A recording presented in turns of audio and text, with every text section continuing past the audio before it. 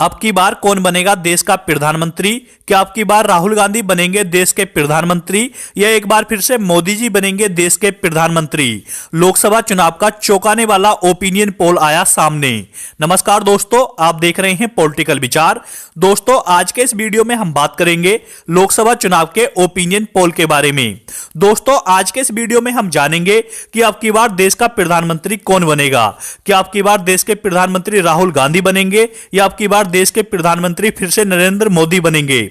आज के इस वीडियो में ओपिनियन पोल के माध्यम से जानने वाले हैं। तो चलिए दोस्तों, आज के इस ओपिनियन पोल को शुरू करते हैं और देखते हैं कि अब की बार देश का प्रधानमंत्री कौन बनेगा। यदि आपने अभी तक हमारे चैनल को सब्सक्राइब नहीं किया है तो प्लीज चैनल को सब्सक्राइब कर दें और वीडियो के कमेंट में अपनी राय अवश्य लिखें। आपको क्या लगता है अब की बार देश का प्रधानमंत्री कौन बन सकता है? क्या अब की बार देश के प्रधानमंत्री राहुल गांधी बन सकते हैं या अब की बार फिर से देश के प्रधानमंत्री नरेंद्र मोदी बनेंगे?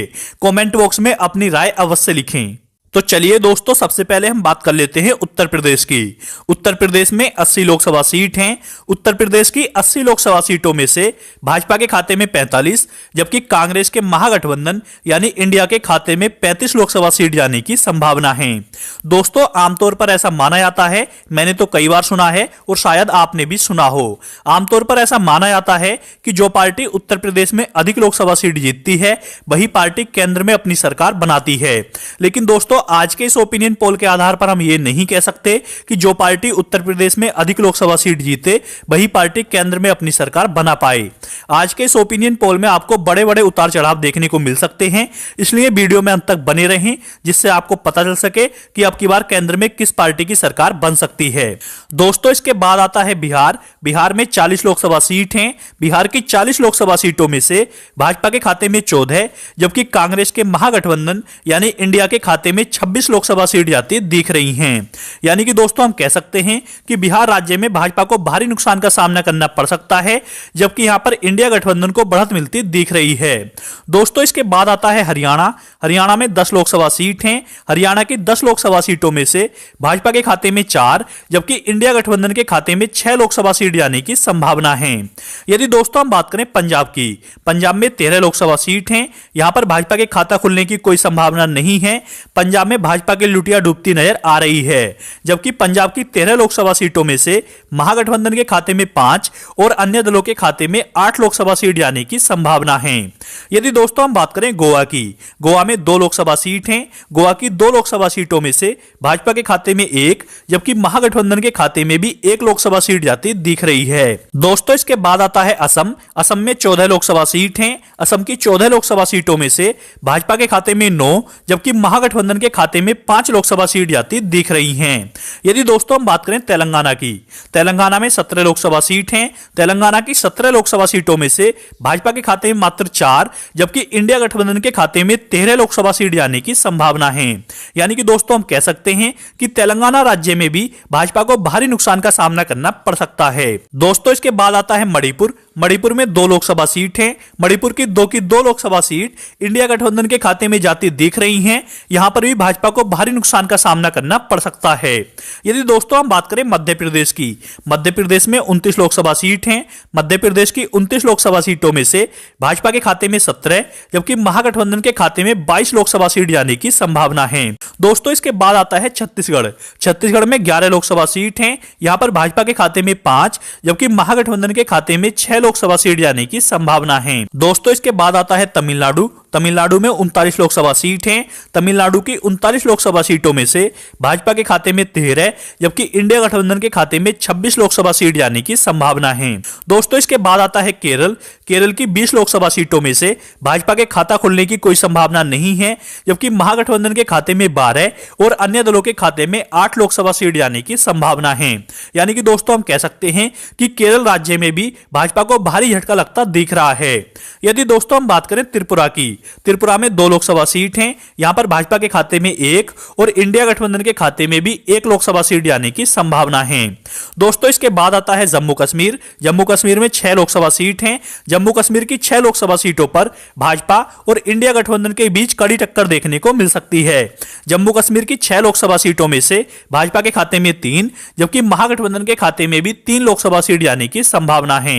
यदि दोस्तों हम बात करें मिजोरम की, मिजोरम की एकमात्र लोकसभा सीट इंडिया गठबंधन के खाते में जाती दिख रही है। यहां पर भाजपा के खाता खुलने की कोई संभावना नहीं है।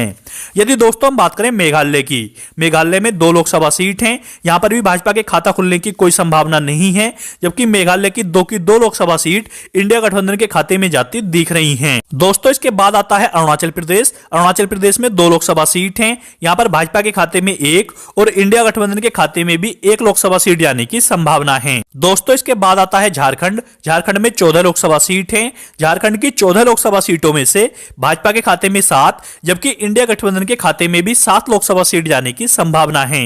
यदि दोस्तों हम बात करें दिल्ली की, दिल्ली में 7 लोकसभा सीट हैं, यहां पर भाजपा के खाते में 3, जबकि महागठबंधन के खाते में 4 लोकसभा सीट जाती दिख रही हैं।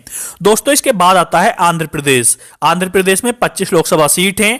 आंध्र प्रदेश में भाजपा के खाता खुलने की कोई संभावना नहीं है, जबकि आंध्र प्रदेश की 25 लोकसभा सीटों में से महागठबंधन के खाते में 10 और अन्य दलों के खाते में 15 लोकसभा सीट जाती दिख रही हैं।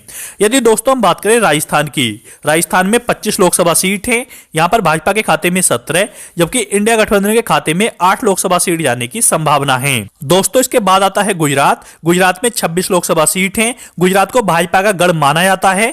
गुजरात की 26 लोकसभा सीटों में से भाजपा के खाते में 18, जबकि महागठबंधन के खाते में 8 लोकसभा सीट जाती दिख रही हैं।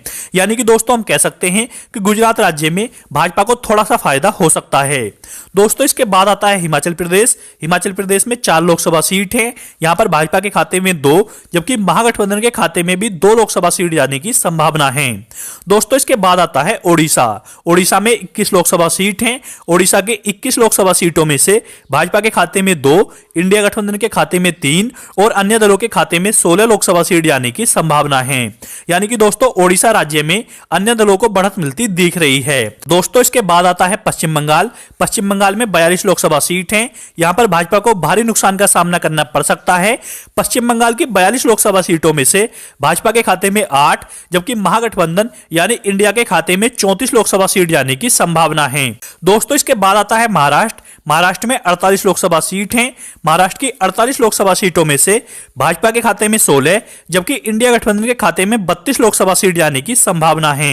यदि दोस्तों हम बात करें झारखंड की, झारखंड में मात्र 5 लोकसभा सीट हैं, यहां पर भाजपा के खाते में 2, जबकि महागठबंधन यानी इंडिया के खाते में 3 लोकसभा सीट जाने की संभावना है।